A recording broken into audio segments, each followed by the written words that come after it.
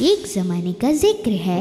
एक बादशाह था जो अपनी 12 खूबसूरत बेटियों के साथ रहा करता था। वो 12 शहजादियों के साथ एक बहुत बड़े और खूबसूरत घर में रहा करते थे। बादशाह अपनी बेटियों का पूरे दिल से ख्याल रखता था और जब भी रात को सोने जाता था तो बादशाह उन्हें बाहर जाने की इजाजत नहीं देता था।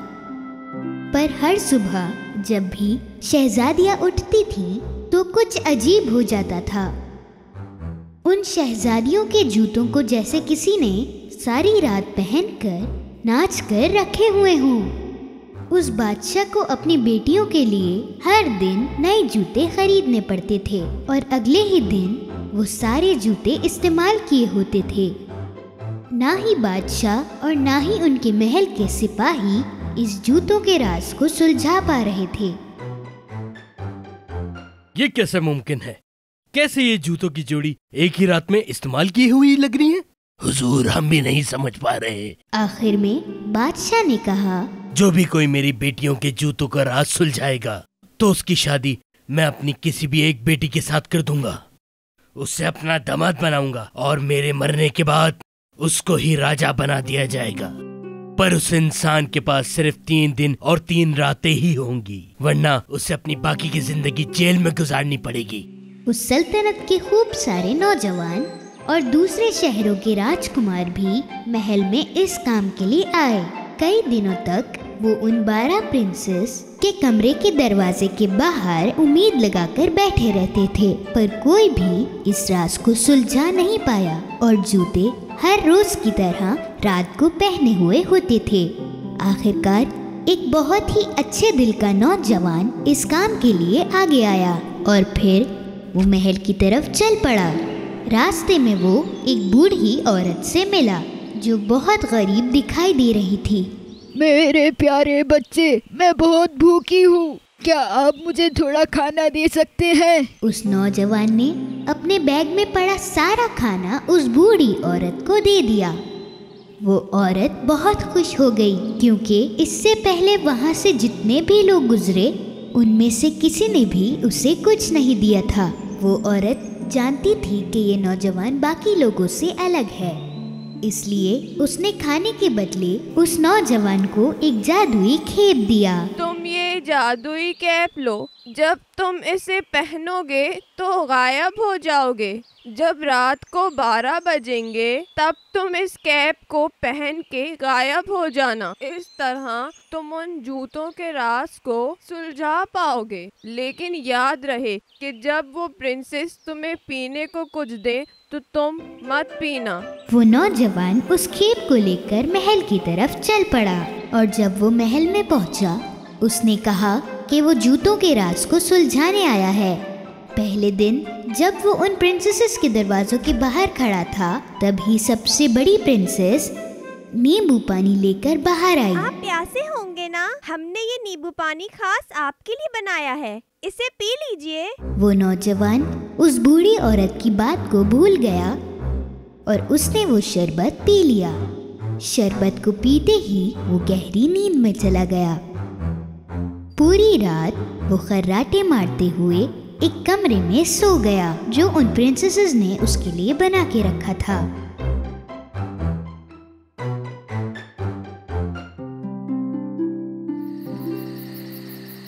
जब सुबह हुई तो वो नौजवान डरकर खड़ा हो गया। मुझे तो जादुई खेप पहनकर प्रिंसेस के कमरे में जाना था। दूसरी रात वो फिर से प्रिंसेस के कमरों के बाहर खड़ा हुआ था। इस बार दूसरी प्रिंसेस शरबत लेकर बाहर आई। उस नौजवान को बाहर खड़े खड़े बहुत प्यास लग रही थी और वो रात का इंतजार कर रहा था। बिना कुछ सोचे उसने वो शरबत पी लिया और वो फिर से गहरी नींद में चला गया। अगली सुबह जब वो जागा तो उसे वो बूढ़ी औरत की बात याद आ गई। लेकिन याद रहे कि जब वो प्रिंसेस तुम्हें पीने को कुछ दे तो तुम मत पीना। जरूर उस प्रिंसेस ने उस शरबत में नींद की दवाई मिलाई उसी होगी। वक्त बादशाह वहाँ पहुँचा। 2 दिन गुजर गए और अभी तक तुमने उन जूतों के राज को नहीं सुलझाया। अगर आज भी तुम इसे ना सुलझा पाए तो अपनी बाकी की जिंदगी अब जेल में गुजारना। बादशाह ये बात कहकर वहाँ से चला गया। उस नौजवान को आज किसी भी कीमत पर उस राज को सुलझाना था। उसी रात आखिरी बार वो फिर से प्रिंसेसेस के कमरों के बाहर खड़ा हो गया। इस बार सबसे छोटी प्रिंसेस संतरे का शरबत लेकर आई, पर इस बार वो नौजवान जानता था जब प्रिंसेस वहाँ से चली गई, उसने उस शरबत को गमले में फेंक दिया। आधी रात हो गई थी। उस नौजवान ने जादुई खेप पहना और गायब हो गया। हल्के से उसने प्रिंसेसेस के कमरे का दरवाजा खोला और उसने जो देखा वो देखकर हैरान हो गया। सारी प्रिंसेसेस ने अपने सबसे खूबसूरत कपड़े पहनकर नए शूज भी पहने हुए थे। चलो देखते हैं कि वो नौजवान सो गया कि नहीं। एक प्रिंसेस ने दरवाजा खोलकर बाहर झांका और दूसरी ने दीवार पर अपने कान लगाए। तभी उस नौजवान को ख्याल आया कि उसे खर्राटों की आवाज करनी होगी।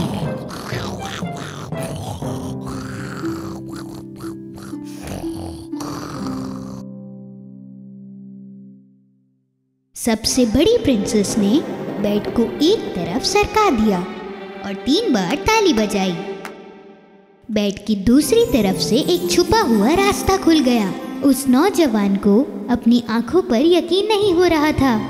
एक एक करके सारी प्रिंसेसेस उस रास्ते से बाहर गईं और नौजवान भी उनके पीछे चला गया। ये छुपा हुआ रास्ता सीढ़ियों की तरफ जा रहा था, जहाँ 100 सीढ़ियाँ नीचे की तरफ जा रही थी। तब उस नौजवान का पैर गलती से एक प्रिंसेस के स्कर्ट पर पड़ गया। ओह, किसी ने मेरी स्कर्ट पर पैर रखा। ओहो पगली, वो तुम ही होगी। जब सीढ़ियाँ खत्म हो गईं, तो वो जंगल में पहुंच गई। वो ऊंचे पेड़ों से गुजर रही थी जिनकी खूबसूरत सफेद डालियाँ थीं। नौजवान ने एक डाली तोड़ी और उनका पीछा किया। काफी देर तक चलने के बाद वो प्रिंसेसेस एक नदी के किनारे जाकर रुक गईं। उस नदी में 12 कश्तियाँ थीं और उनमें 12 शहजादे उनकी तरफ आ रहे थे। वो प्रिंसेसेस कश्तियों में जाकर बैठ गईं और नौजवान आखिरी कश्ती में बैठ गया। कश्ती आज कुछ भारी लग रही है, जैसे इसमें कोई और भी बैठा हो। अजीब है। पगली, वो तुम्हारा वहम होगा। नदी पार करके वो सारे एक बड़े चमकदार महल में पहुंचे और उन्हें अंदर से गानों की आवाजें आ रही थी। जब उस नौजवान ने खिड़की से झांका, उसने देखा काफी लोग अंदर नाच रहे थे। जैसे ही सारी प्रिंसेसेस महल के अंदर गईं, वो नाचने लगीं। वो नाचते नाचते थक गईं, पर फिर भी वो नाचती ही रहीं और इसलिए उनके जूते बहुत पुराने लग रहे थे। नौजवान अपनी भूख को बर्दाश्त नहीं कर पा रहा था। उसने टेबल पर पड़ा एक केक का टुकड़ा खा लिया। छोटी प्रिंसेस ये देखकर बोली, मेरा केक हवा में उड़ रहा है, जैसे कि कोई उसे खा रहा हो। तुम सारे पागल हो गए हो। नौजवान ने सबकी नजरें बचाकर टेबल से एक सुनहरा कप उठा लिया। प्रिंसेसेस सुबह होने तक नाचती रहीं। फिर वो कश्ती में बैठकर नदी पार चली गईं, जंगलों से गुजरते हुए, सीढ़ियों से चढ़ते हुए, आखिरकार अपने महल में फिर से पहुंच गईं। पर उनके जूते फिर से पहने हुए थे। वो नौजवान बहुत खुश हुआ क्योंकि उसने आखिर में ये जूतों का राज ढूंढ लिया।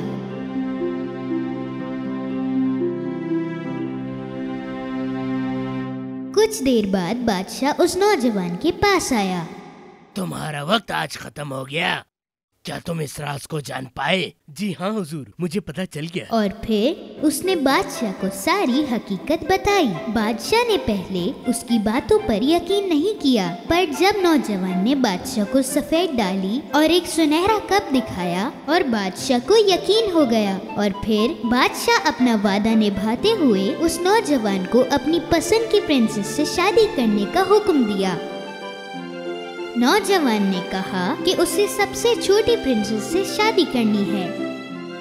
वो 11 प्रिंसेसेस खुश नहीं थी क्योंकि उनका राज अब सबको पता चल गया था, पर वो नौजवान और छोटी प्रिंसेस शादी करके अपनी जिंदगी खुशी से गुजारने लगे।